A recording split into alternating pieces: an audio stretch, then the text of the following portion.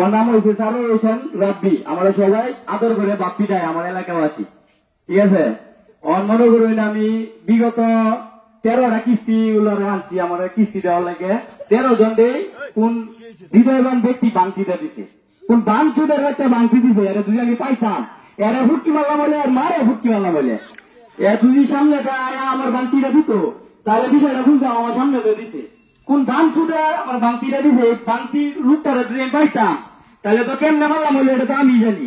আমার এই যে ভিসা, আমার ভিসার মেয়াদ শেষ হয়ে পড়তেছে, 1 লাখ টাকা লাগে আমি বিদেশ যেতে পারি না। কোন হৃদয়বান ব্যক্তি বাংতি দিছে, আদে বাংতি দিতে কিস্তি হলো জয়টা ওইটাই বাংতি দিতে, মানে আমার দ্বারা আমার আজকে কিস্তি দিব কালকে কিস্তি দিব কইয়া যা পরে বাংতি মানুষে বাংতি দেতে যে এমুক ছেড়া পালা না। আমি কি মারা ফুটকি ফুটকি মারছিলাম নাকি, আমার সন্দেহ লাগে। এই অত হৃদয়বান ব্যক্তিটা যে এটা হোক যদি আমার সামনে এখন তার তোমার আমি ফুটকি মারতে মারতে আফগানিস্তান বাড়াই দেন, বুঝছো।